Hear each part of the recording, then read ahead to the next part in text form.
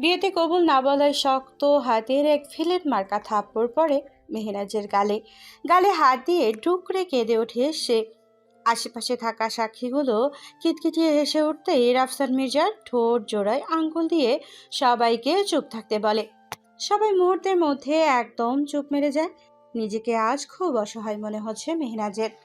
তার মামা মামিকে আটকে রেখে তাকে জোর করে বিয়ে করছে রাফসান মির্জা। মেহনাজ ছোটবেলায় এক সড়ক দুর্ঘটনায় বাবা মাকে হারিয়েছে। সেই থেকেই মামা মামির কাছেই বড় হয়েছে সে। ওর মামি শাহানা বেগম ওকে সহ্য করতে না পারলেও মামা মাহফুজুর রহমান তাকে ভীষণ ভালোবাসে। এত বছর বাবা আর মায়ের মতো করে আগলে রেখেছে ওকে। আজ সেই মামার দুর্দিনে মেহনাজ তার জন্য কিছুই করতে পারছে না। মাথা নিচু করে চোখের জল বিসর্জন দিচ্ছে মেহনাজ। কাজী অফিসে সবার সামনে এইভাবে থাপ্পড় খাওয়া আর তাকে নিয়ে সকলে এইভাবে হেসে ওঠায় ঘৃণা আর লজ্জার ছাপ স্পষ্ট আকারে ফুটে উঠেছে ওর মুখশ্রীতে। রাফসান পুনরায় রাগী কণ্ঠে বলে উঠল। কবুল বলো বলছে। মেহনাজের কোনো হেলদোল নেই। ও ঠায় মাথা নিচু করে নিশ্চুপ হয়ে বসে আছে। ক্রমান্বয়ে রাফসানের ধৈর্যের বাঁধ ভেঙে যাচ্ছে। রাফসান ক্রুদ্ধ কণ্ঠে চেঁচিয়ে উঠল। যাও, এই মুহূর্তে ওই বাড়িতে আগুন লাগিয়ে দিয়েছ। কথাটা মেহনাজের কর্ণকুহরে প্রবেশ করা মাত্রই ও আটকে উঠল। ভয় যেন ওর হাতে পায়ে ভূমিকম্প নামালো। ও চিৎকার করে বলে উঠল। না না না, এমনটা করবেন না প্লিজ। আপনার সব রাগ তো আমার উপর, তাহলে আমার ওদের সাথে এমন করছেন কেন? তারা তো আপনার কোনো ক্ষতি করেনি। যা করার আমার সাথে করুন। আমার মামা আর মামিকে ছেড়ে দিন প্লিজ। রাফসান সরু দৃষ্টি নিক্ষেপ করে তাকালো মেহনাজের দিকে। Relax baby, relax. ওদেরকে মেরে আমার কোনো লাভ নেই। আমার তো শুধু তোমাকে দরকার। লক্ষ্মী মেয়ের মতো কবুল বলে এই পেপারটা সাইন করে দাও। মেহনাজ হাত পা ক্রমশ কাঁপছে। ও কখনো ভাবতেই পারেনি ওর জীবনে এমন একটা দিন আসবে। রাফসান ভার্সিটির ছাত্র পরিষদের কুখ্যাত বখাটে নেতা, যাকে মেহনাজ জঘন্যভাবে ঘৃণা করে। এমন একটা জঘন্য লোককে ওর বিয়ে করতে হবে, শেষ পর্যন্ত কিনা তার সবচেয়ে ঘৃণিত ব্যক্তিকে তার স্বামী হিসেবে মেনে নিতে হবে। কথাটা ভাবতেই ওর সারা শরীর কাঁটা দিয়ে উঠছে। রাফসান রাগে ফোঁস করে দম নিচ্ছে। চোখ খিচে ঢুকিয়ে নিয়েছে কোটরে। দাঁত চিবিয়ে কঠিন গলায় বলল। আমি 1 থেকে 3 পর্যন্ত গুনবো। এর মধ্যে যদি তুমি কবুল না বলো তাহলে। মেহনাজ হকচকিয়ে বলল। না না না, প্লিজ এমন কিছু করবেন না। আপনি যা বলবেন আমি তাই করব। রাফসান কাজীকে ইশারা করলো বিয়ে পড়ানো শুরু করতে। কাজী অনেকটা ভয় নিয়ে বিয়ে পড়ানো শুরু করলো। বিয়ের সকল লেখালেখি করা শেষে কাজী মেহনাজকে কবুল বলতে বলল। মেহনাজ বুকের ভিতরে তোলপাড় হয়ে যাচ্ছে। ওর ঠোঁটজোড়া কাঁপছে। ওর আজ অন্য কারোর জন্য কবুল বলার কথা ছিল। ওর সাথে কি হবার কথা ছিল আর কি হয়ে যাচ্ছে।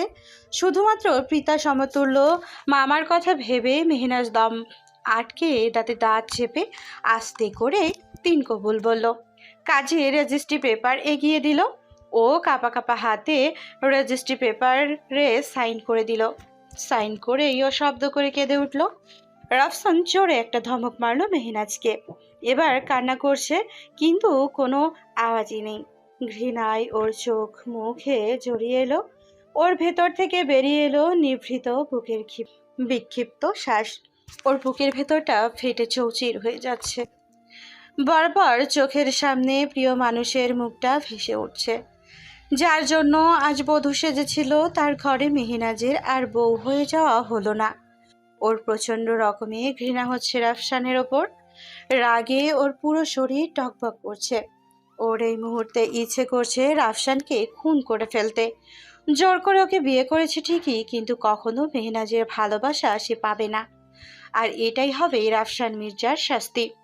রাফসানের ঠোঁটের কোণে লেগে আছে শয়তানি এক বাঁকা হাসি। ও মেহনাজের কানের কাছে মুখ নিয়ে ফিসফিস করে বলল। এবার বুঝতে পারছো তো রফসান মির্জাকে চ্যালেঞ্জ করার ফল কত ভয়ানক হতে পারে। কেবল তো মাত্র শুরু। আমাকে অপমান করার শোধ আমি তোমার কাছ থেকে তেলে তেল ওসুল করব। কথাটা শুনেই মেহনাজের রাগ আর ক্রোধের সংমিশ্রণ ফুটে উঠল। ও রাফসানকে একটা ধাক্কা দিয়ে সেখান থেকে দৌড়ে বের হতে গেল। তৎক্ষণাৎ রাফসান মেহনাজকে ধরে ফেলল। রাফসানের রাগটা অসীম অতিক্রম করে গেল। ও নিজেকে আর কন্ট্রোল করতে না পেরে পুনরায় প্রচন্ড জোরে একটা থাপ্পড় লাগিয়ে দিল মেহনাজের গালে। থাপ্পড়টা এত জোরে ছিল যে তার আওয়াজ প্রতিধ্বনিত হতে লাগলো। এই দৃশ্যটা দেখে ওখানকার সবার যেন ওর রুহটা কেঁপে উঠল। রাফসানের মুখ রাগে লাল টমেটোর মতো হয়ে আছে। ও মেহনাজের এক হাত শক্ত করে ওর মুষ্টিবদ্ধে আবদ্ধ করে ওকে টানতে টানতে সেখান থেকে নিয়ে যেতে শুরু করলো। মেহনাজ ওর হাত ছাড়ানোর জন্য মুচড়ামুচড়ি করছে। রাফসান ওর হাত এত শক্ত করে মুষ্টিবদ্ধ করে রেখেছে যেন মেহনাজ কিছুতেই নিজের হাত রাফসানের কাছ থেকে ছাড়াতে না পারছে না। মেহনাজ রাগে চেঁচিয়ে উঠল, ছাড়ুন আমার হাত, ছাড়ুন। কোথায় নিয়ে যাচ্ছেন আমাকে? আমি কোথাও যাব না আপনার সাথে। রাফসান মেহনাজের কথার কোনো গ্রাহ্য করলো না। রাফসান ওকে গাড়ির কাছে এনে গাড়ির দরজা খুলে ওকে ভেতরে ছুঁড়ে ফেলে দিল। তারপর নিজেও গাড়িতে বসে স্টার্ট দিল। কিন্তু মেহনাজকে চুপ করাতে পারলো না। মেহনাজের মনে একটা প্রশ্ন, ঘোর এক প্রশ্নের উদয় হলো। ওর প্রশ্নটা করার জন্য হাঁসফাঁস করছে। মেহনাজ আর প্রশ্নখানা মনে চেপে রাখতে পারলো না। শটান করে প্রশ্নটা করেই বসলো। আপনি জেল থেকে বের হলেন কিভাবে? আমি তো আপনার বিরুদ্ধে সমস্ত এভিডেন্স আর প্রুফ পুলিশের কাছে জমা দিয়েছিলাম। এতক্ষণ মেহনাজের সব বকবক চুপ করে শুনলেও মেহনাজের এই প্রশ্নটা শুনে জোরে ব্রেক কষে গাড়িটা থামিয়ে দিল রাফসান। মেহনাজের দিকে তাকিয়ে হো হো শব্দে হেসে উঠল। মেহনাজ বিস্ময় ঘোর চিত্তে রাফসানের দিকে তাকিয়ে আছে। ওর এই হাসির পেছনে মেহনাজ এক রহস্যময় গন্ধ পাচ্ছে, কিন্তু রহস্যটা ঠিক কি তা ওর কাছে বোধগম্য হচ্ছে না। মেহনাজ উজবুকের ন্যায় রাফসানের অট্টহাসির দিকে তাকিয়ে আছে। হঠাৎ ওর মুখের অবয়ব পরিবর্তন হয়ে কঠিন রূপ ধারণ করলো। মুহূর্তেই ওর চোয়াল শক্ত হয়ে এলো। মেহনাজের দিকে তীক্ষ্ণ দৃষ্টি নিক্ষেপ করলো। দাঁত চিবিয়ে ক্রুদ্ধ কণ্ঠে বলল, কি ভেবেছিলে তুমি এত সহজে আমার কাছ থেকে নিস্তার পেয়ে যাবে? এই রফসান মির্জা এত সহজে তোমার কাছে হেরে যাবে? তুমি আমাকে এখনো ঠিক মতো চিনতেই পারোনি। রফসান মির্জা হারতে জানে না। মেহনাজের কপালে বেশ কয়েকটা ভাঁজ পড়ল। এটা আমার প্রশ্নের উত্তর নয়, আপনি সেটা খুব ভালো করেই জানেন। রাফসানের ঠোঁটে এক রহস্যময়ী হাসি ফুটে উঠল।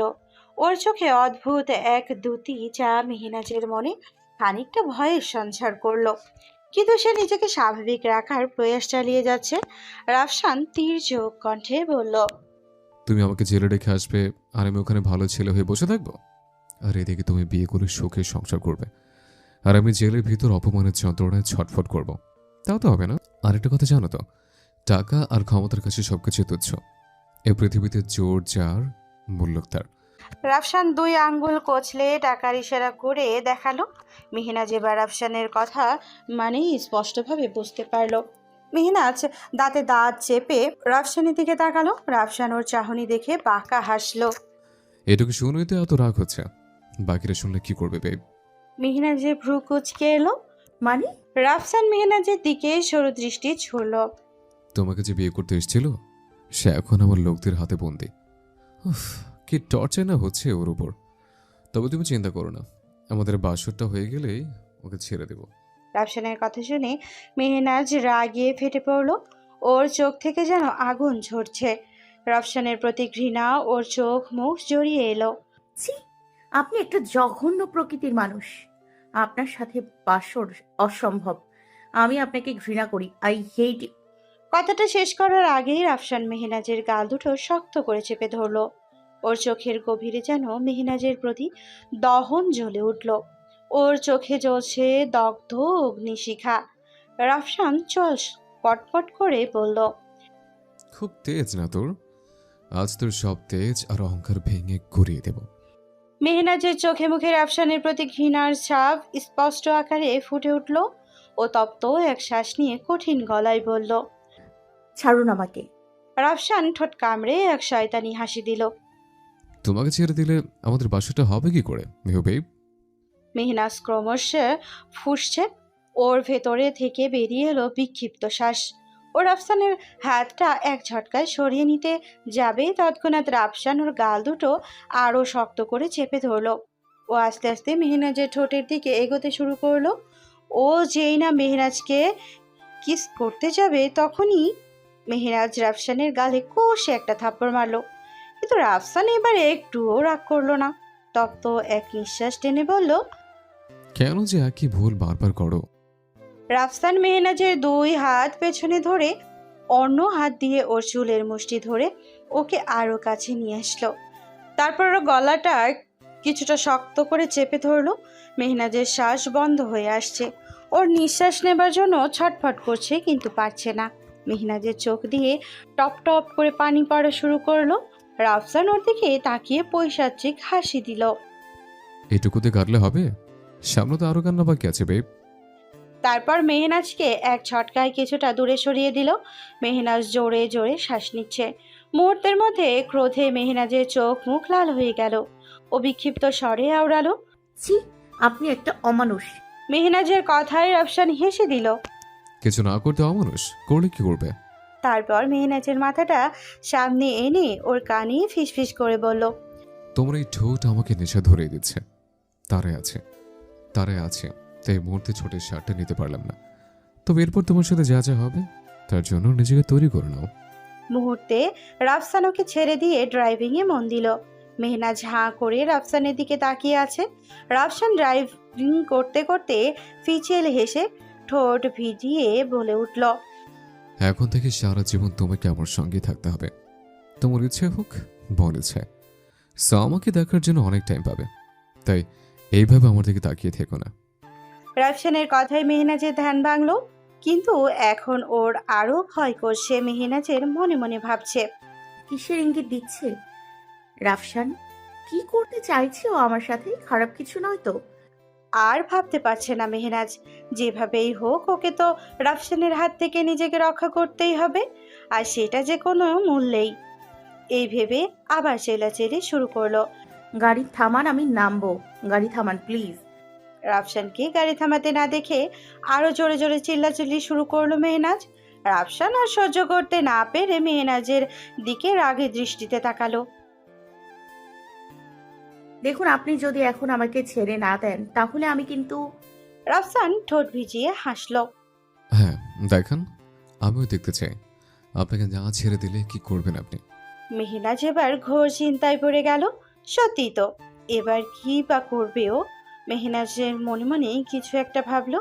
আপনি যদি এই মুহূর্তে আমাকে ছেড়ে না দেন তাহলে আমি চলন্ত গাড়ি থেকে লাফ দিব। কথাটা বলেই মেহনাজ সিট বেল্ট খুলে ফেললো। ও যেই না গাড়ির দরজা খুলতে যাবে, তৎক্ষণাৎ রাফসান ওর হাত ধরে ওকে নিচের দিকে টেনে নিয়ে আসলো। ঠাস করে একটা লাগিয়ে দিল মেহনাজের গালে। রাফসান দাঁতে দাঁত চেপে বলল, ভেবেছিলাম এটা তোমার সাথে করবো না, কিন্তু তুমি বাধ্য করলে। মা। মেহনাজ পুরো কথাটা শেষ করতে পারলো না। তার আগে রাফসান ওর নাকে মুখে কি একটা স্প্রে করে দিল। মেহনাজ ওর বুকে ঢলে পড়লো। ওর মুখের দিকে তাকিয়ে এক আঙ্গুল দিয়ে ওর মুখ স্ক্রল করে বিড়বিড় করে আওড়ালো, মেও বেবি, তুমি আমার সাথে যা যা করেছো তার কঠিন মূল্য দিতে হবে তোমাকে প্রতিটা মুহূর্তে। এত সহজে তোমাকে আমি ছাড়ছি না। তোমাকে করতে চেয়েছিলাম মনের রানী, কিন্তু তুমি শুরু করলে প্রতিশোধের কাহিনী। 1 ঘন্টা পর মেহনাজের যখন জ্ঞান ফেরে, তখন ও নিজেকে একটা সোফায় হাত আর মুখ বাঁধা অবস্থায় আবিষ্কার করলো। ভালো করে চারপাশ চোখ বুলিয়ে দেখলো ও একটা বাড়ির বেডরুমে শুয়ে আছে। সামনে একটা চেয়ারে বসে আছে রাফসান। ওর হাতে একটা ওয়াইনের গ্লাস। ও গ্লাস থেকে চুমুক দিয়ে ওয়াইন খেয়ে যাচ্ছে, আর ওর দিকে নেশাতুর দৃষ্টি নিয়ে তাকিয়ে আছে। এই দৃষ্টি দেখে মেহনাজ এতটুকু বিচলিত হলো না, কারণ এটা রাফসানের চিরাচরিত রূপ। আর এই রূপটার সাথে মেহনাজ খুব ভালোভাবে পরিচিত। সত্যি বলতে ওর মতো একটা বখাটে লাফাঙ্গা ছেলের কাছ থেকে এর থেকে বেশি আর কি বা আশা করা যায়। মেহনাজ হাত জোড়া ছোটানোর চেষ্টা করছে, কিন্তু ওর হাত জোড়া এত শক্ত করে বাঁধা যে তা ছোটাতে মেহনাজ হিমশিম খাচ্ছে। মেহনাজের মুখ বাঁধা অবস্থায় শব্দ করছে। রাফসানের ওয়াইনের গ্লাসটা টেবিলের উপরে রেখে ওর দিকে এগিয়ে গিয়ে ঠোঁট কামড়ে বাঁকা হাসলো। তারপর ওর দিকে খানিকটা ঝুঁকলো। মেও বেব, তোমার জ্ঞান ফিরেছে? রাফসানের মুখ থেকে আসা ওয়াইনের গন্ধ প্রখরভাবে বাড়ি খেলো মেহনাজের নাসিকার গ্রন্থে। সঙ্গে সঙ্গে ওর গা গুলিয়ে উঠল। মেহনাজ মুখটা হাঁ করে অন্যদিকে ঘুরিয়ে ফেলল। রাফসান এক হাত দিয়ে মেহনাজের গাল দুটো চেপে ধরে ওর দিকে মুখটা ঘোরালো। আজকের এই মধুময় রাতে এভাবে মুখ ঘুরিয়ে রাখলে তো চলবে না। আজ আমাদের বাসর রাত, সেটাকে ভুলে গেছো মেহসোনা? রাফসানের কথা শুনে রাফসানের চোখ জোড়া আপনা আপনি বড় হয়ে গেল। ভয়ে ওর কলস শুকিয়ে আসলো। ও ভালোই বুঝতে পারছে রাফসান ওর সাথে ঠিক কী করতে চলেছে। ও ভীত সন্ত্রস্ত হয়ে শুকনো একটা ঢুকিল। মেহনাজ মনে মনে আওড়ালো, না না না, এইভাবে নিজেকে ওর কাছে সঁপে দেয়া যাবে না। যেভাবেই হোক আমাকে এখান থেকে বের হতেই হবে। মেহনাজ ওর এক পা দিয়ে রাফসানকে একটা লাথি মারলো। রাফসান আকস্মিক এমন ঘটনায় ভারসাম্য বজায় রাখতে না পেরে কিছুটা সটকে পড়ল।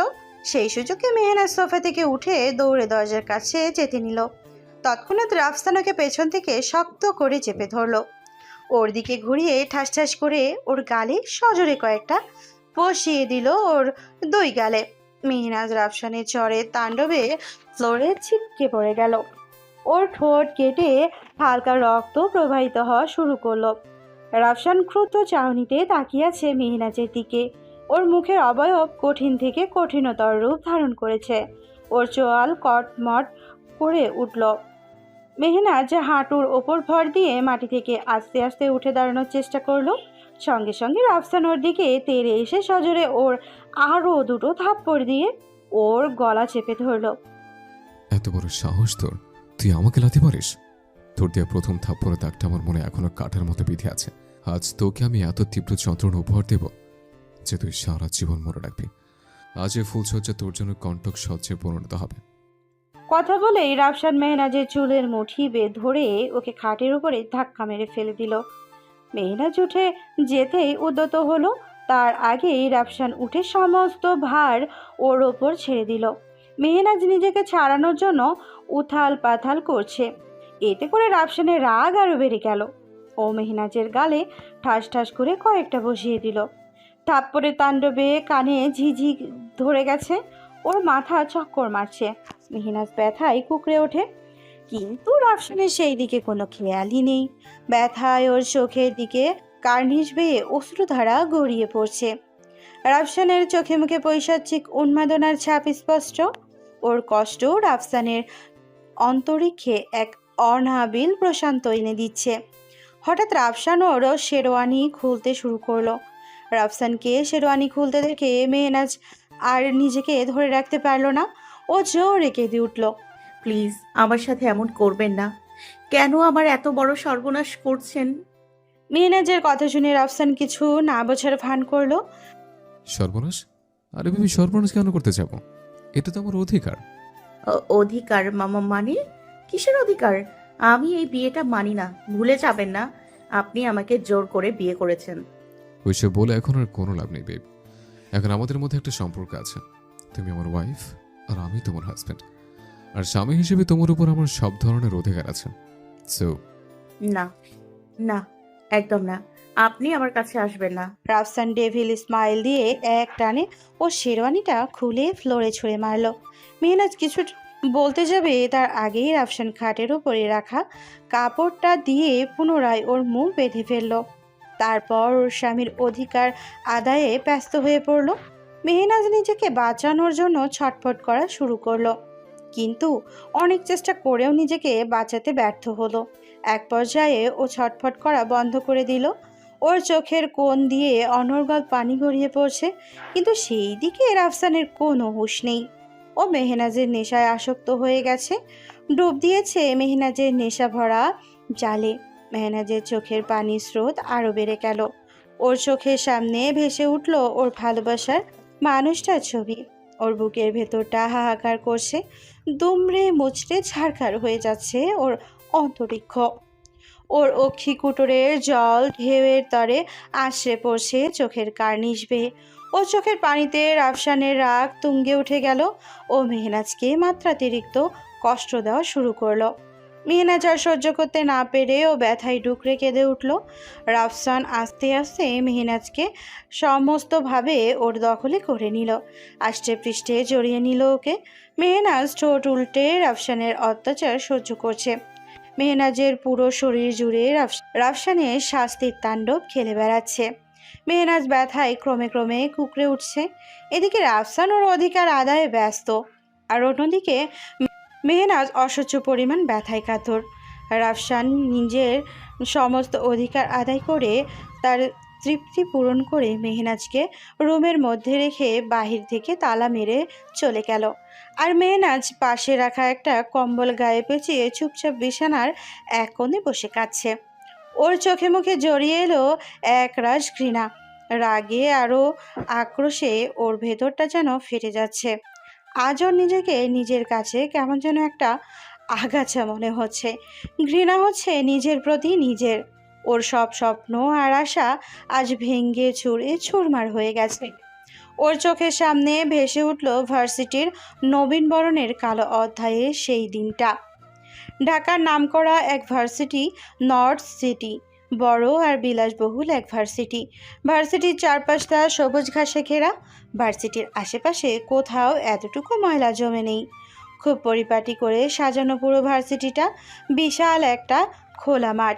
ভার্সিটির পুরো মাঠ রাউন্ডে করা বিভিন্ন রকমের ফুল গাছ লাগানো। ফুলের গন্ধে ভার্সিটির চারিদিকটা মোমো করছে। এত সুন্দর মনোরম একটা পরিবেশে যা দেখলে এমনিতেই সবার প্রাণ জুড়িয়ে যায়। ভার্সিটির চারপাশটা ভালো করে একবার যে চোখ বুলিয়ে দেখবে সেই মুগ্ধ হবে। এই ভার্সিটিতে অ্যাডমিশন নেওয়া সকল স্টুডেন্টের স্বপ্ন। যার রেজাল্ট খুব ভালো তাকে এখানে ম্যানেজিং কমিটির পক্ষ থেকে ফ্রিতে লেখাপড়া করার সুযোগ দেওয়া হয়। মেহনাজ তাদের মধ্যেই একজন। মেহনাজের ছোট থেকেই স্বপ্ন ছিল নামকরা বড় একটা ভার্সিটিতে পড়ার, কিন্তু ওর বাবা মানেই মামা আর মামির সংসারে বড় হয়েছে। ওর মামা ওকে ভালোবাসলেও সে তার মামির দুই চোখের বিষ।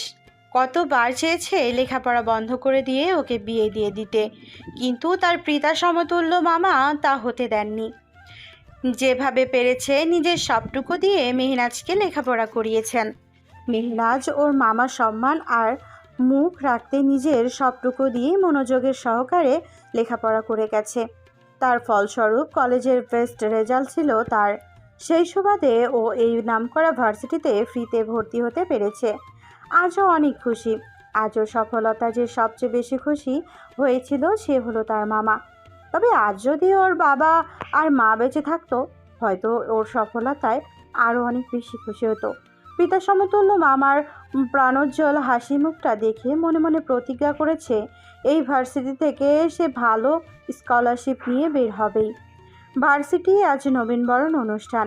তাদেরকে আগেই বলে দিয়েছিল নবীনবরণ অনুষ্ঠান উপলক্ষে মেয়েরা মেরুন কালারের শাড়ি পরবে আর ছেলেরা পরবে অলিভ কালারের পাঞ্জাবি। মেহনাজ শাড়ি পরে হাঁটতেই পারছে না, কারণ শাড়ি পরার তার তেমন একটা অভ্যাস নেই, কিন্তু বাধ্য হয়ে ওকে শাড়ি পরে আসতে হয়েছে। আজকে ওকে খুব সুন্দর লাগছে। ওর শাড়ির সাথে ম্যাচিং করে কানের দুল, গলায় হালকা একটা স্টোনের হার আর দুই হাতে ম্যাচিং করে চুড়ি পরেছে। ওর চোখে টানা করে কাজল দেওয়া, কোমর পর্যন্ত লম্বা চুলগুলো ছেড়ে দিয়ে কাঁধের একপাশে দিয়ে রেখেছে। বেশিরভাগ ছেলেরা ওর দিকেই তাকিয়ে আছে, কিন্তু এই দৃশ্যর আড়ালে দাঁড়িয়ে থাকা একজনের সহ্য হচ্ছে না। ওর ভেতরটা নিদারুণ হিংসায় জ্বলে পুড়ে ছারখার হয়ে যাচ্ছে। তার ইচ্ছা করছে ছেলেগুলোকে মেরে এখান থেকে বের করে দিতে। সে আড়াল থেকে প্রেমাতুর দৃষ্টিতে ও মেহনাজকে পা থেকে মাথা পর্যন্ত চোখ বুলিয়ে দেখে যাচ্ছে। তার চোখ জোড়া মেহনাজের দিকে বিমোহিতভাবে আটকে আছে। তার চোখ জোড়ায় যেন মেহনাজকে দেখার অনেক দিনের কাতর পিপাসা লুকিয়ে আছে। মেহনাজের শাড়ি পরে এলোমেলো পদায়ন তার মনের মাঝে যেন ঢেউ তুলে দিচ্ছে। তার বুকের ভেতরে ক্রমে ক্রমে ভালোবাসার ঝড় বয়ে যাচ্ছে। মেহনাজ মেইন গেটের একটু কর্নারে দাঁড়িয়ে ওর বেস্ট ফ্রেন্ড লুবনার জন্য অপেক্ষা করছে। এই ভার্সিটিতে ও তেমন কাউকে চেনে না, শুধু তার ক্লোজ ফ্রেন্ড লুবনা ছাড়া। লুবনা আর ও একই কলেজে লেখাপড়া করছে, আর সেই সুবাদে একই ভার্সিটিতে ভর্তিও হয়েছে। লুবনা ওর মতো অত ভালো স্টুডেন্ট না, তবে ওর বড়লোক বাবার একমাত্র মেয়ে, তাই ওর এই কলেজে ভর্তি হতে তেমন বেগ পেতে হয়নি। লুবনার সাথে মেহনাজের আকাশ পাতাল ব্যবধান, কিন্তু এতটুকু অহংকার নিয়েই এই লুবনার মধ্যে। মূলত লুবনা মেহনাজকে ছাড়া কিছুই বোঝে না। গলায় গলায় ভাব ওদের, আত্মার সম্পর্ক ওদের দুইজনের মধ্যে। মেহনাজ লুবনার জন্য প্রায় আধা ঘন্টা ধরে গেটের সামনে দাঁড়িয়ে অপেক্ষা করছে। অপেক্ষা করতে ওর বেশ বিরক্তি ধরে গেছে। প্রায় 10 মিনিট পর লুবনা অনেকটা দৌড়ে দৌড়ে হাঁপাতে হাঁপাতে ভার্সিটিতে প্রবেশ করলো। মেহনাজ কপাল কুঁচকে ওর দিকে তাকিয়ে আছে। লুবনা মৃদু হেসে বলল, এই থাম তো, তুই কবে সময় মতো এসেছিলি বলতো? সব সময় তুই লেট করিস, কলেজেও বলতি, এখন ভার্সিটিতেও শুরু করলি। লুবনা মেহনাজকে আলতো করে একপাশ থেকে জড়িয়ে ধরলো, গাল ভরা হাসি ছড়িয়ে দিয়ে বলল। মেহনাজ আর লুবনার উপরে রাগ করে থাকতে পারলো না। হোঁট জোড়া প্রশস্ত করে হেসে দিল।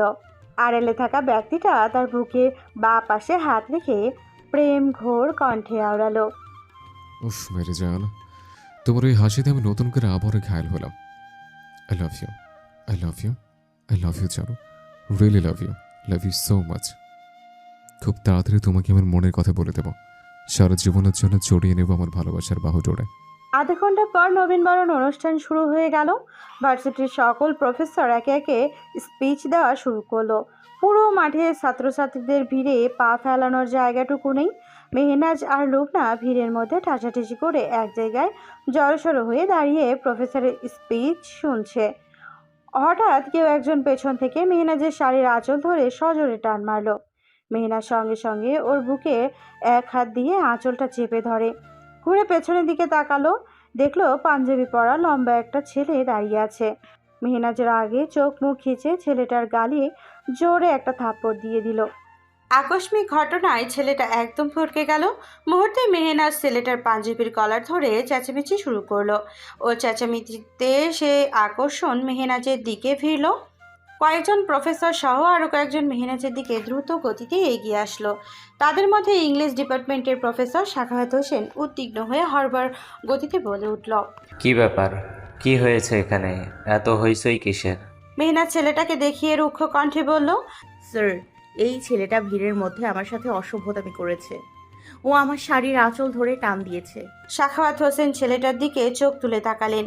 সঙ্গে সঙ্গে ওনার মুখের কথা বন্ধ হয়ে গেল। উনি আশ্চর্যান্বিত দৃষ্টিতে ছেলেটার দিকে তাকিয়ে আছে। সে বিস্মিত কণ্ঠে বলে উঠল, রাফসান, তুমি? রাফসান, তোমার কাছ থেকে এটা আমি মোটেও আশা করিনি। তুমি দলের সভাপতি হয়ে যদি মেয়েদের সাথে অসভ্যতা করো, তাহলে বাকিরা তোমার কাছ থেকে কি শিখবে? সাখাওয়াত হোসেনের কথা শুনে রাফসান একদম বাকরুদ্ধ হয়ে গেল। ও কখনো ভাবতেও পারেনি সাখাওয়াত স্যার ওকে এইভাবে ভুল বুঝবেন। উনি তো এতদিন ধরে ওকে এই চিনল। এবার ওর পরিচয়টা দেওয়া যাক। ও হলো রাফসান মির্জা, নামকরা ব্যবসায়ী আফতাব মির্জার একমাত্র ছেলে, এই ভার্সিটির ছাত্র পরিষদের সম্পাদক নেতা। ও দেখতে যেমন লম্বা তেমন স্মার্ট। লম্বা 6 ফুটের উপরে হবে, জিম করা বডি, হালকা চাপদাড়ি, স্পাইক করা চুল, অলিভ কালারের একটা পাঞ্জাবি পরা, হাতে কালো কালারের একটা ব্র্যান্ডেড ঘড়ি, পাঞ্জাবির সামনে কালো চশমাটা ঝুলানো। রাফসান এই ভার্সিটির মেয়েদের ক্রাশ বয়। ওর সাথে একটা রাত কাটানোর জন্য মেয়েরা ওর পিছে ঘুরঘুর করে। ওর বাইকে ওঠার জন্য কত মেয়েরা লাইন ধরে থাকে। আর সেই রাফসানকে কিনা এইভাবে মিথ্যা অপবাদ দিয়ে ওকে হেনস্থা করছে, ভাবতেই রাফসানের রাগে গা জড়িয়ে এলো। তবুও রাফসান নিজেকে সংযত করে রাখলো। সাখাওয়াতকে কিছু বলার চেষ্টা করছে, কিন্তু বলার মতো কোনো সুযোগই পাচ্ছে না। হইচই আর চিল্লাচিল্লিতে জায়গাটা একদম হট্টগোলে পরিণত হয়েছে। মেহনাজের চোখে মুখে রাগে লাল হয়ে আছে। রাফসান মেহনাজকে কিছু বলতে যাচ্ছিল, তখনই ওর এক আঙ্গুল উঠিয়ে জোরে ধমক, একদম চুপ, লাফাঙ্গা ছেলে কোথাকার। এই, তোর ঘরে মা বোন নেই? একটা মেয়ের সাথে অসভ্যতামি করেও আবার কথা বলছিস? মেহনাজের কথায় রাফসানের রাগ চরমে উঠে গেল। মটপট করে উঠল ওর চিবুক। মেহনাজের দিকে ওর ক্ষুদ্রাকার চাহনি বিরাজমান। তা দেখে মেহনাজ আরও বেশি উত্তেজিত হয়ে উঠল। লুবনা অনেক চেষ্টা করেও ওকে থামাতে পারল না। মেহনাজের সাথে তাল মিলিয়ে কিছু স্টুডেন্ট শোরগোল শুরু করে দিয়েছে। ওখানকার অবস্থা খারাপ দেখে প্রফেসর সাখাওয়াত মেহনাজ আর রাফসানকে প্রিন্সিপাল রুমে নিয়ে গেল। রাফসান আর মেহনাজ প্রিন্সিপাল মাহফুজুর রহমানের রুমে দাঁড়িয়ে আছে। মেহনাজ অনবরত কেঁদে যাচ্ছে। রাফসান প্রিন্সিপালকে কিছু বলার চেষ্টা করছে, কিন্তু প্রিন্সিপাল আর কোনো কথা শুনতে নারাজ। প্রফেসর সাখাওয়াত প্রিন্সিপালকে সব কিছু খুলে বলল।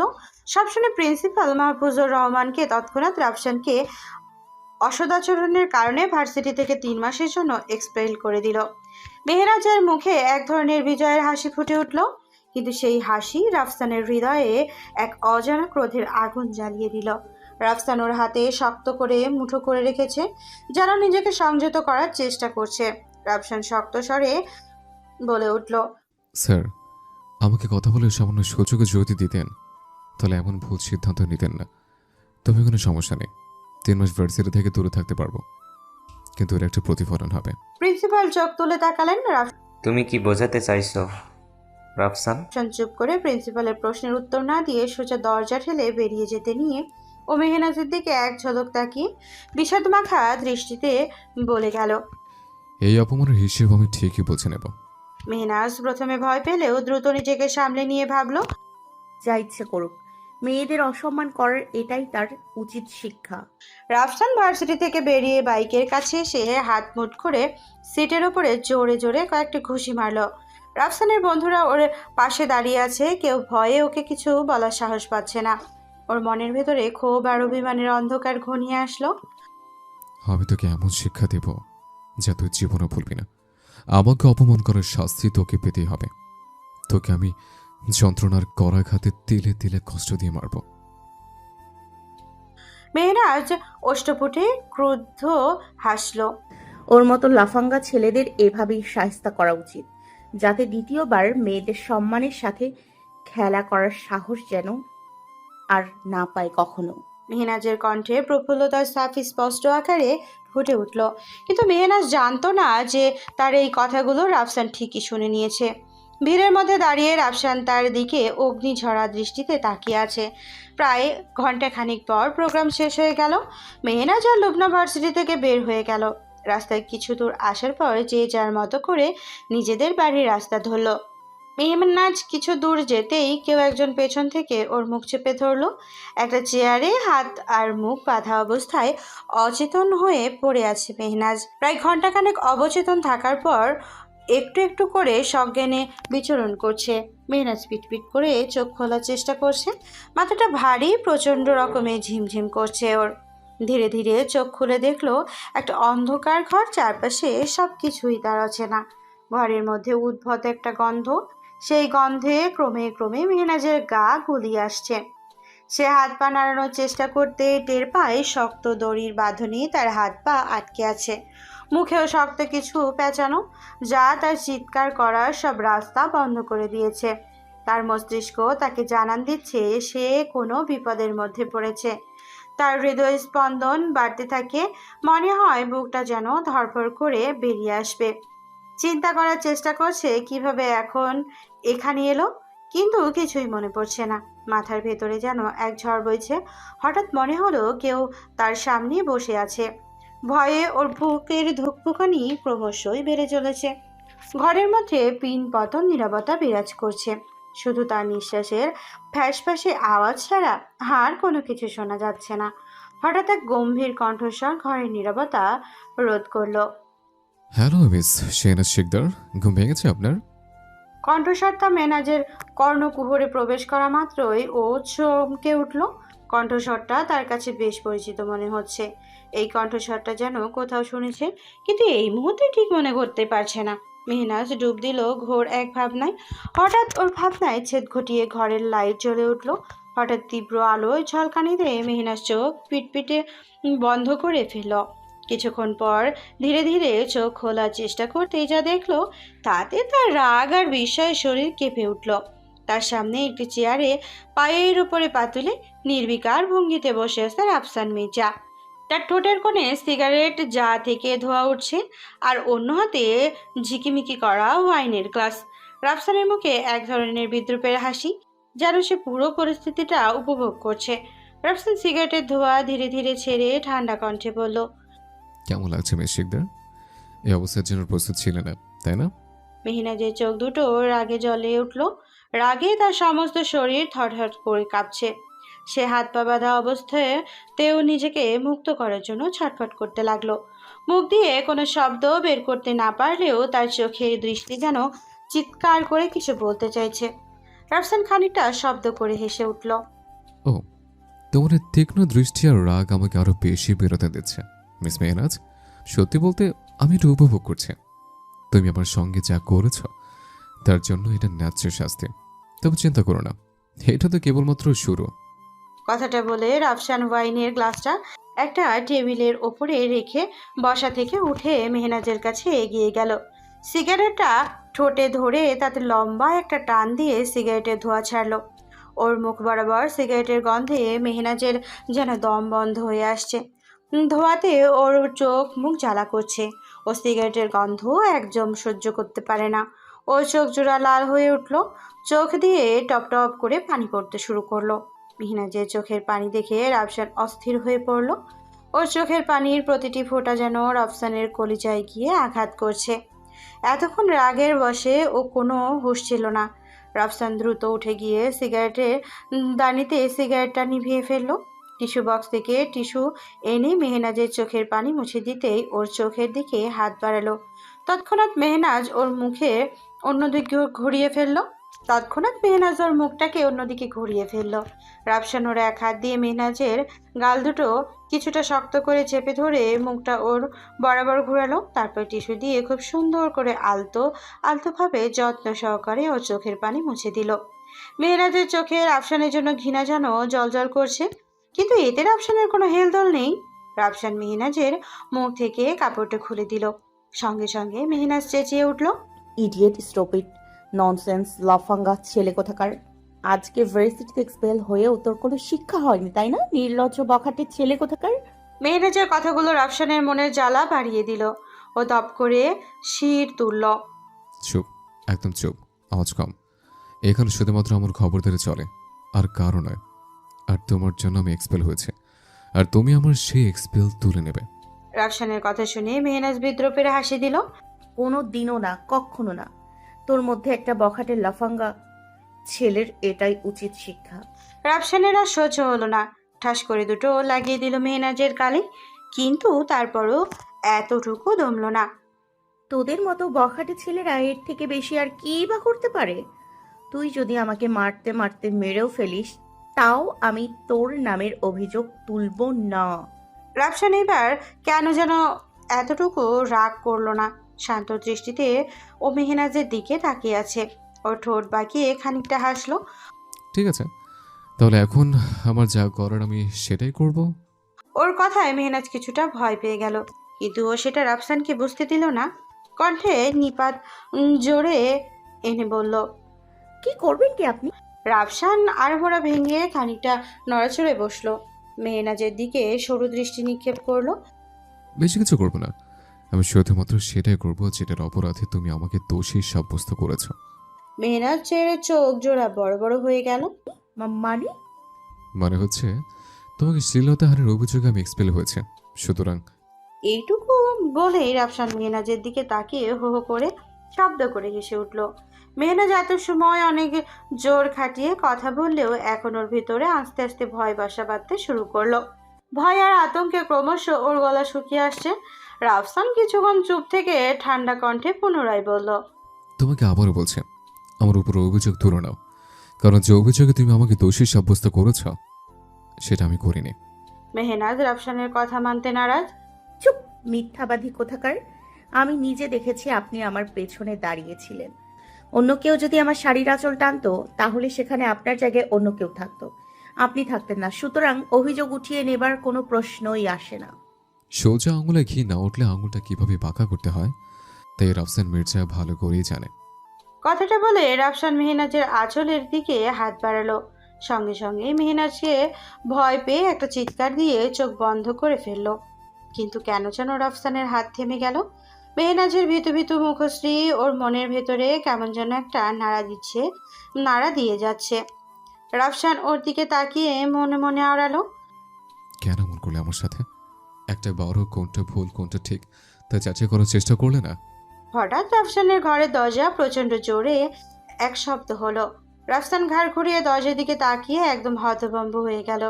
হতভম্বের তোড়ে ওর অক্ষিচুকল যেন আছড়ে পড়ার ভাব। রাফসান দরজার দিকে তাকিয়ে দেখে সেখানে পুলিশ দাঁড়িয়ে আছে, একজন লেডি কনস্টেবল সহ আরো 3জন পুরুষ পুলিশ। রাফসান মুহূর্তের জন্য হকচকিত হয়ে গেল ও বুঝতে পারছে না এখানে পুলিশকে নিয়ে আসলো। রাফসান মেহনাজের দিকে তাকালো। ওর চোখ জোড়া যেন রাফসানের দিকে তাকিয়ে বিদ্রুপের হাসি হাসছে। রাফসানের আর বুঝতে বাকি নেই এটা মেহনাজের কাজ। লেডি কনস্টেবল সীমা এগিয়ে গিয়ে এসে মেহনাজের হাতে আর মুখের বাঁধন খুলে দিল। পরন্ত গলায় জিজ্ঞেস করলো, আপনি ঠিক আছেন? মেহনাজ ন্যাকা কান্না জুড়ে দিল। আপনারা আসতে আর একটু দেরি করলে হয়তো আমি আর ঠিক থাকতাম না। এই লোকটা একটা সাইকো, বিপজ্জনক, ওকে ছাড়বেন না। সীমান মেহনাজকে সান্ত্বনা দিয়ে এক পাশে গিয়ে দাঁড়ালো। রাফসান নির্বিকার ভঙ্গিতে সবটা দেখে যাচ্ছে। ওর মনের মধ্যে প্রতিশোধের আগুনটা আরো দ্বিগুণ হারে বেড়ে গেল। রাগের এক তাণ্ডব লীলা চলছে ওর পুরো অন্তরিক্ষে। রাফসান চোখ রাঙিয়ে তাকিয়ে আছে মেহনাজের দিকে। ওর চোখ জোড়া রাগে আগুনের স্ফুলিঙ্গর ন্যায় জ্বলছে, যেন এই আগুন এখনই ওর চোখ থেকে বেরিয়ে এসে মেহনাজকে ভস্ম করে দেবে। মেহনাজের ঠোঁটের কোণে কটাক্ষের হাসি লেগে আছে, যা রাফসানের রাগটাকে আরও দ্বিগুণ বাড়িয়ে দিচ্ছে। ওর হাত মুষ্টিবদ্ধ করে দাঁতে দাঁত চেপে সবটা সহ্য করার প্রয়াস চালাচ্ছে। সাব ইন্সপেক্টর শাহিন আলম গম্ভীর কণ্ঠে বলল, আপনার বিরুদ্ধে কিডন্যাপিং, নারী নির্যাতন এবং শ্লীলতাহানির অভিযোগ আনা হয়েছে।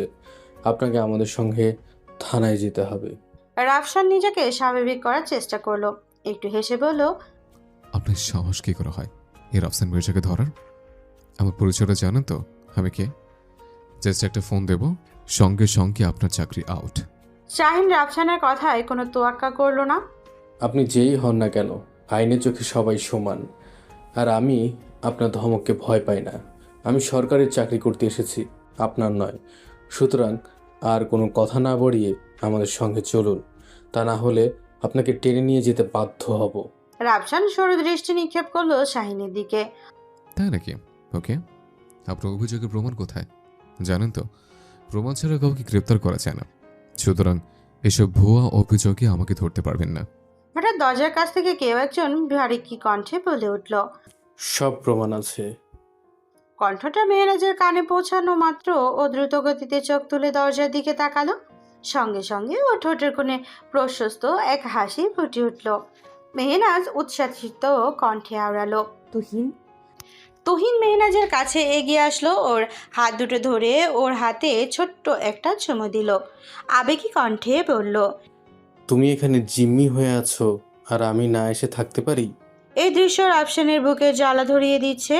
ওর ইচ্ছে করছে তুহিন যে হাত দিয়ে মেহনাজের হাত ধরেছে ওই হাতটা এই মুহূর্তে ভেঙে ফেলতে, আর যেই ঠোঁট দিয়ে মেহনাজের হাতে চুমু দিয়েছে সেই ঠোঁট কেটে ফেলতে। ওদের দিকে রাফসানের ক্রুদ্ধতার চাহনি বিরাজমান। রাফসান মেহনাজের পাশে তুহিনকে সহ্য করতে পারছে না। ওর ভেতরটা জ্বলে পুড়ে ছারখার হয়ে যাচ্ছে।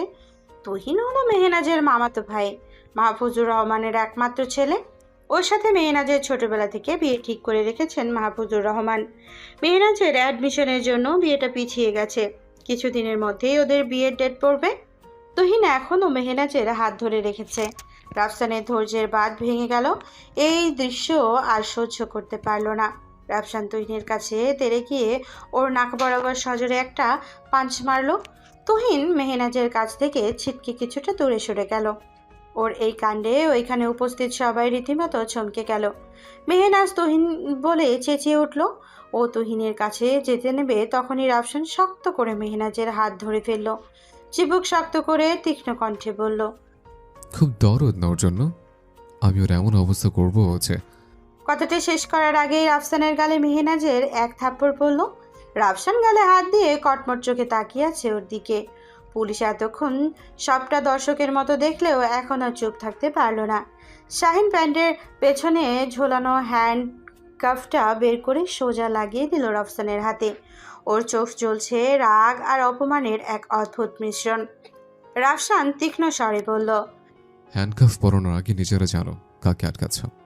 আমাকে থামানোর মতো সাহস দেখানোর আগে তোমাদের নিজেদের ক্ষমতা যাচাই করা উচিত ছিল। রাফসান হঠাৎ করেই নিজেকে তাদের হাত থেকে ছাড়িয়ে নেওয়ার চেষ্টা করলো। তার চেহারায় যেন এক হিংস্রতা ফুটে উঠল। পুলিশ রাফসানের এই আচরণ দেখে আতঙ্কিত হয়ে গেল। শাহিন তার রিভলভারটা বের করে রাফসানের দিকে তাক করলো। আপনি এখান থেকে আর এক পাও নড়তে পারবেন না। শান্ত হন, না হলে পরিস্থিতি আরও খারাপ হবে। কিন্তু রাফসান যেন তাদের কথা একদমই শুনতে পাচ্ছিল না। সে মেহনাজের দিকে তাকিয়ে চিৎকার করে বলল, তুই কি ভেবেছিস এসব করে দিয়ে আমাকে দমিয়ে দিবে? আমার রাগ আর প্রতিহিংসা দুটো এখন শেষ সীমানা পৌঁছেছে। এই অপমানের জবাব আমি দেব সময় মতো। তহিন নিজেকে স্বাভাবিক করে নিয়ে উঠে দাঁড়ালো। রাফসানকে ব্যঙ্গাত্মক গলায় বলল, আগে জেল থেকে বের হ, তারপর জবাব দিস। কথাটা বলে তহিন ওর প্যান্টের পকেট থেকে মোবাইলটা বের করলো। তারপর একটা ভিডিও ওপেন করে শাহিনের হাতে দিল, যেখানে দেখা যাচ্ছে মেহনাজকে কতগুলো লোক মিলে তুলে নিয়ে যাচ্ছে।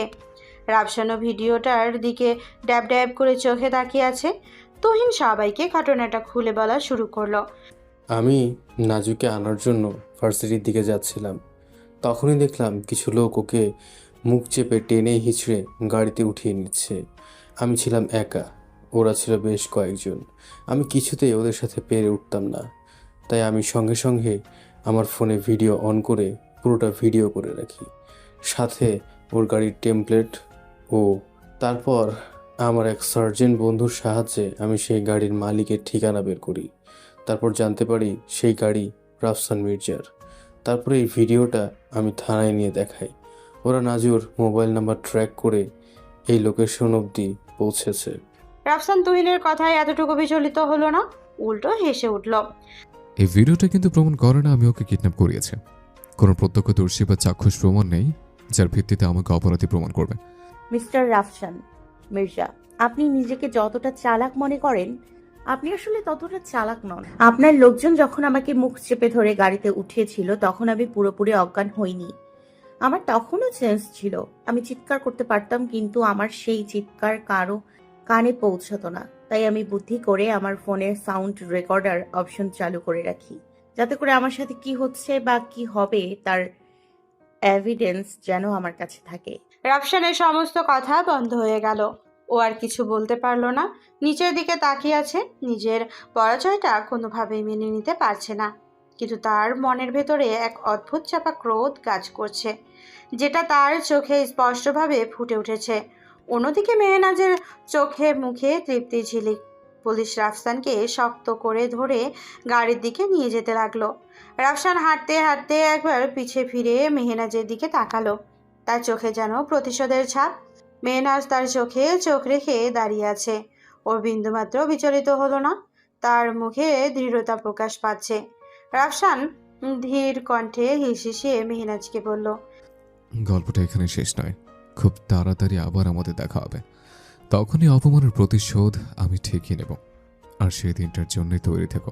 মেহনাজ ঠোঁটের কোণে হালকা হাসি নিয়ে উত্তর দিল, এই গল্প যত লম্বাই হোক না কেন, ন্যায়ের সামনে সেটা শেষ হবেই। এবার তোমার নিজের ভুলের ফল ভোগ করার সময়। রাফসানকে পুলিশের গাড়ির কাছে আনা হলো। রাস্তার চারপাশে লোকজনের ভিড় জমে গেল। সবাই বিস্ময়ের সাথে তাকিয়ে দেখছিল রাফসান মির্জার এই পতন। কিছু লোক ফিসফিস করে বলল, এত ক্ষমতাবান মানুষ দেখো এখন কেমন করে মাথা নিচু করে যাচ্ছে। রাফসান হাত মুষ্টিবদ্ধ করে সবটা সহ্য করার চেষ্টা করছে। রাফসান পেছনে ঘুরে মেহনাজের দিকে আরও একবার তাকালো। মেহনাজের ঠোঁটের কোণে ব্যঙ্গাত্মক এক হাসি লেগে আছে, যা রাফসানের রাগটাকে আরও দ্বিগুণ বাড়িয়ে দিল। পুলিশ রাফসানকে ধাক্কা দিয়ে ভেতরে ঢুকিয়ে দিল। পুলিশের গাড়ির দরজা বন্ধ হয়ে গেল। গাড়িটা চলতে শুরু করলো। চারপাশের ভিড় ধীরে ধীরে ছত্রভঙ্গ হতে লাগলো। মেহনাজ নিজের ব্যাগ তুলে নিয়ে তুহিনের হাতে ধরে হাঁটতে শুরু করলো। তার মনে হালকা প্রশান্তি, কিন্তু এই জয়ের পেছনের লড়াইটা তার মনে গভীর দাগ কেটে গেছে। রাফসান গাড়ির ভেতরে বাকরুদ্ধ হয়ে বসে আছে। রাফসান তপ্ত এক শ্বাস নিল, ঠোঁটে ঠোঁট চেপে ধরল, ক্রোধান্বিত চিত্তে আওড়ালো, খুব তাড়াতাড়ি তোমার সাথে আবার আমার দেখা হবে মেহবুব। আর এমনভাবে এমন জায়গায় দেখা হবে তা তুমি কল্পনা করতে পারবে না। Just wait and watch. এক হাঁটু সোজা রেখে অন্যটা ভাঁজ করে সেন্টারের ওপর এক হাত রেখে বসে আছে রাফসান। জেলের দেওয়ালের সাথে মাথা ঠেকিয়ে চোখ বন্ধ করে আজকে সব ঘটনাগুলো ভাবছে। সব কিছু কেমন একটা ধোঁয়াশার মতো লাগছে ওর কাছে। ঘটনাগুলো একটার পর একটা মাথায় সাজাতে শুরু করলো। হঠাৎ ওর মনে পড়লো তুহিন যে গাড়ির নাম্বার প্লেটের কথা বলেছিল সেটা তো ওর নামে এখনো পর্যন্ত রেজিস্ট্রেশন করা হয়নি। এমনকি এখনো পর্যন্ত কোনো নাম্বার প্লেটই লাগানো হয়নি, কারণ ওটা ব্ল্যাক গাড়ি ছিল। কথাটা ভাবতেই ওর মাথায় চক্কর দিয়ে উঠল। ও বুঝতে পারলো তুহিন আর মেহনাজ মিলে ওকে সম্পূর্ণভাবে বোকা বানিয়েছে। কিন্তু ওর দৃঢ় বিশ্বাস এই সমস্ত প্ল্যানিং মেহনাজের, কারণ মেহনাজের তুখোর আর উপস্থিত বুদ্ধি সম্পর্কে ভালোই জানা আছে রাফসানের। রাফসানের এই বোকামির জন্য নিজের উপর ভীষণ রাগ হলো। জেলের দেওয়ালে এক ঘুষি মেরে ব্যথা অনুভব করেও রাগের আগুন প্রশমিত করতে পারল না। চোখের সামনে বারবার মেহনাজের মুখটা ঘুরপাক খাচ্ছে। সাধারণ একটা মেয়ে ওর মতো একজনকে কিভাবে এত বড় ফাঁদে ফেললো ভাবতেই ওর রাগ আরো মাথাচাড়া দিয়ে উঠল। কিন্তু এত সব কি করে করলো সেটাই বুঝতে পারল না সে। রাফসান গভীর এক ধ্যানে মগ্ন হলো। ওর ভাবনার ব্যাঘাত ঘটিয়ে একজন কনস্টেবল এসে বলে গেল ওর সাথে দেখা করতে একজন এসেছে, তার নাম মেহনাজ শিকদার। কথাটা শুনে রাফসানের ঠোঁটের কোণে এক রহস্যময় হাসি ফুটে উঠল। এই হাসির মানে একমাত্র রাফসান ছাড়া আর কেউ জানে না। রাফসানকে সেল থেকে বের করে অন্য একটা রুমে রাখা হলো। ছোট্ট একটা রুম। রুমটায় বিশেষ কিছু নেই। রুমটা আকস্মিক অন্ধকারে ছেয়ে আছে। ওর মাথার উপরে ছোট্ট একটা টিমটিমে নিভু নিভু লাইট জ্বলছে। একটা ছোট্ট টেবিলে তার দুই সাইডে ছোট্ট দুইটা চেয়ার, যেটার এক পাশে রাফসান বসে আছে। রাফসান অধীর আগ্রহে অপেক্ষা করছে মেহনাজের জন্য, কারণ ওর সাথে অনেক হিসাব বাকি আছে। আর কখন থেকেই সে সমস্ত হিসাব কাউন্টিং শুরু হবে ওর। কিছুক্ষণ পর রাফসান কারো পায়ের আওয়াজ শুনতে পেল, যা শুনি ও বুঝতে পারলো মেহনাজ এসেছে। ওর নিজেকে স্বাভাবিক করে কিছুটা নড়ে চড়ে বসলো। মেহনাজ খুটখুট পায়ে শব্দ করে রুমে প্রবেশ করলো। ওর দিকে রাফসান বিস্ময়কর দৃষ্টিতে তাকিয়ে আছে, কারণ এই রূপে কোনো দিনও ওকে দেখেনি রাফসান। ওর পরনে হালকা ধূসর রঙের একটা টপস, ডার্ক ব্লু রঙের জিন্স, সাথে ক্রিম কালারের ডেমিন জ্যাকেট, ব্ল্যাক কালারের ব্লক হিল, কানে ম্যাচিং করা দুল, হাতে ব্রেসলেট, চোখে গাঢ় টানা কাজল, আর আইলাইনারের সাথে সানগ্লাস, ঠোঁটে গাঢ় লাল লিপস্টিক, আর চুলগুলো উঁচু করে ঝুটি করা। সব মিলিয়ে জাস্ট ওয়াও। সানগ্লাস খুলে টপসের সাথে আটকে দিয়ে অন্য পাশে চেয়ারে বসলো মেহনাজ। মুখে অন্যরকম এক অ্যাটিটিউড ভাব আর ঠোঁটের কোণে বাঁকা হাসি। দুই হাত একসাথে মুচড়ে ঘাড়ের পাশে রেখে রাফসানের দিকে তাকালো সে। মেহনাজ রাফসানকে উদ্দেশ্য করে সরু কণ্ঠে বলল, তা কেমন আছেন মিস্টার নেতা সাহেব? রাফসান আজ ওর হাবভাব দেখে একদম অবাক। রাফসান ভ্রু কুঁচকে ওর দিকে তাকিয়ে আছে। মেহনাজ হালকা হেসে বলল, আমি জানি আজকে আমাকে অনেক সুন্দর লাগছে, তাই বলে এইভাবে তাকিয়ে থাকবেন নাকি? মেহনাজের কথায় রাফসান যেন পুরোই অবাক বনে গেল। মেহনাজের সামনে একটা চুপকে মারল। ও হ্যালো, কোথায় হারিয়ে গেলেন? রাফসান দাঁতে দাঁত চিবিয়ে হিসিয়ে বলল। গেমটা খুব ভালোই খেলেছেন মিস মেহনাজ শিকদার। রাফসানের কথা শুনে মেহনাজ অট্ট হাসিতে ফেটে পড়ল। রাফসানের চিবুক শক্ত করে ওর দিকে তাকিয়ে আছে। মেহনাজের গা জ্বালানো হাসি ওকে ক্রুদ্ধ করে তুলছে, কিন্তু চোখ মুখ খিচে সবটা সহ্য করে যাচ্ছে সে। হাসি থামিয়ে ঠোঁট ভিজিয়ে বলল, এত বড় একজন নেতার কাছ থেকে আমি এটা আশা করিনি। রাফসান বুঝেও না বোঝার ভান করলো। মানে যা শুনছেন তাই। এত ঘুরিয়ে পেঁচিয়ে না বলে সোজা সবটা করে বলো। ওকে ওকে, রিল্যাক্স। এত হাইপার হবার কিছু নেই। আমারও এত ঘুরিয়ে পেঁচিয়ে বলতে ভালো লাগছিল না, তাই যা বলার আমি সোজাসুজি বলছি। রাফসান উৎসুক দৃষ্টিতে তাকিয়ে আছে মেহনাজের দিকে। ওর ভাবনার সাথে মেহনাজের কথা মিলে গেলেই তো গল্পে আসল টুইস্ট আসবে। রাফসান এমন ভান ধরলো যে ও কিছুই বুঝতে পারছে না। মেহনাজ বলা শুরু করলো, প্রিন্সিপাল স্যার, আপনাকে এক্সপেল করার পর আপনি রুম থেকে বের হবার সময় আমাকে যে কথাগুলো বলেছিলেন, সে কথাগুলো আমার কথার মধ্যে বারবার ঘুরপাক খাচ্ছিল।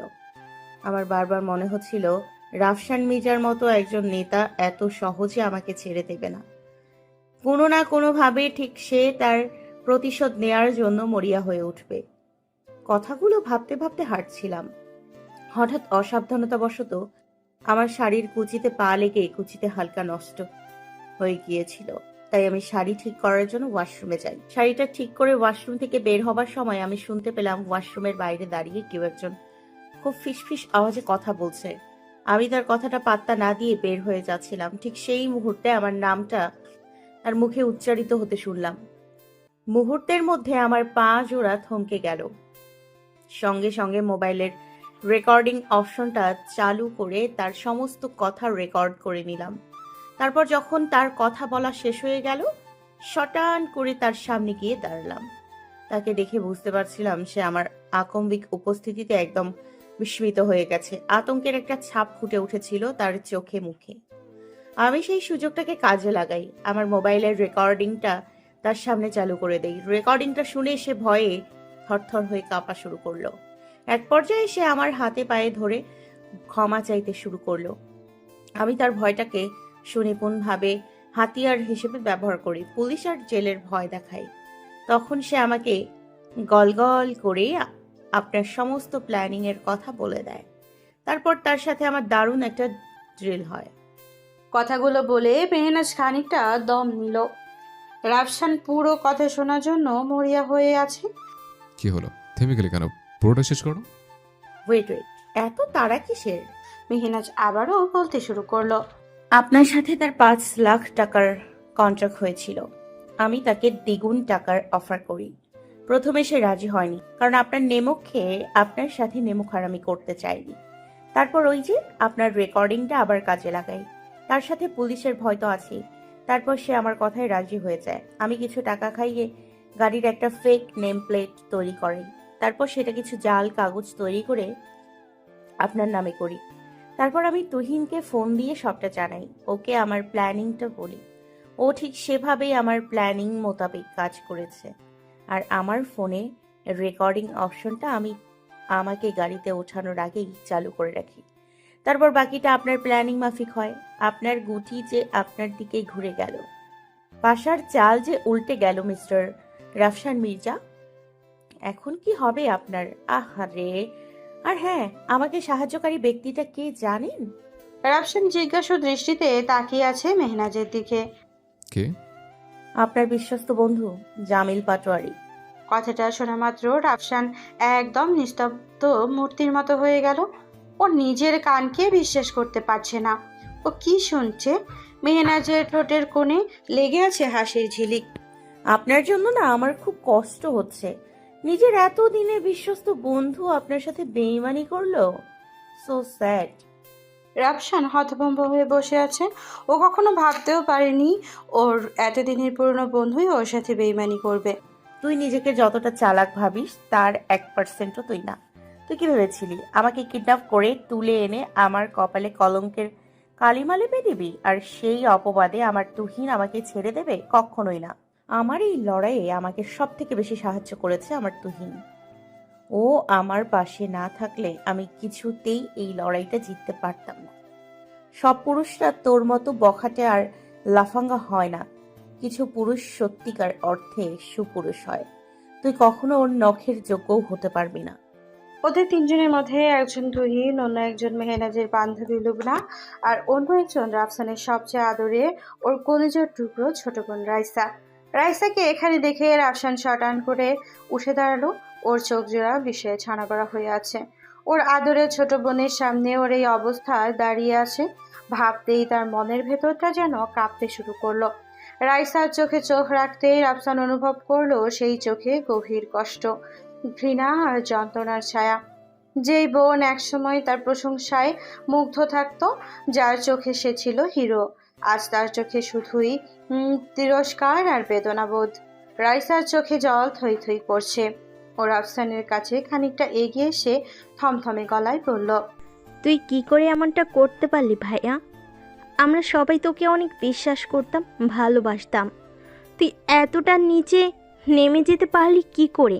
তোকে তো আমি আমার আদর্শ মনে করতাম, আর তুই এমন একটা কাজ করলি যেটা শুধুমাত্র ঘৃণার যোগ্য। রাইসার কথাগুলো রাফসানের কলিজায় তীরের মতো বিঁধল। রাফসানের বুকের ভেতরটা তোলপাড় হয়ে যাচ্ছে।